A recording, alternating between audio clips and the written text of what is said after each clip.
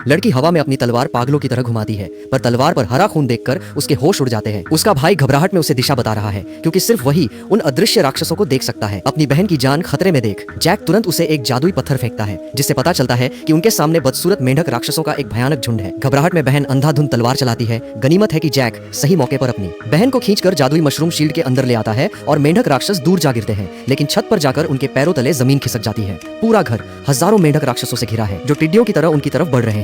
ये सब शुरू हुआ जैक को मिली एक जादुई किताब से, जिसमें इन खूंखार जीवों और उनकी कमजोरियों का राज छिपा है। इसी वजह से दुष्ट जीवों की नजर उन पर पड़ी कुछ ही देर पहले जैक के जुड़वा भाई को इन्हीं राक्षसों ने किडनैप कर लिया था। जब जैक वहां पहुंचा तो राक्षस उसे पकाने ही वाले थे। तभी उसे कैद में एक जंगली सुअर राक्षस दिखा, जिसने मदद के बदले साथ मिलकर साइमन को बचाने का वादा किया। लेकिन बाहर आते ही सुअर ने जैक के मुंह पर थूक दिया। असल में उसी थूक की वजह से जैक इन अदृश्य राक्षसों को देख पा रहा था। उन्होंने साइमन को बचाने का प्लान बनाया, पर वो लालची सुअर एक चिड़िया के पीछे भाग गया। जैक को अकेले ही पेड़ के पीछे छिपना पड़ा। तभी राक्षसों के आदमखोर ने साइमन की तलाशी ली, पर किताब न मिलने पर उसे समझ आ गया कि उन्होंने गलत लड़के को पकड़ लिया है, क्योंकि उनका असली शिकार तो जैक था। आदमखोर गुस्से से पागल हो जाता है और इसी बीच जैक मौका पाकर अपने भाई को बचा लेता है। घर लौटकर उन्हें समझ आता है कि ये किताब ही सारी मुसीबत की जड़ है, इसलिए वो इसे आग में फेंक देते हैं। लेकिन आग इस किताब का कुछ नहीं बिगाड़ पाती, क्योंकि इस पर एक बहुत शक्तिशाली जादू था। मजबूर होकर वो किताब लेकर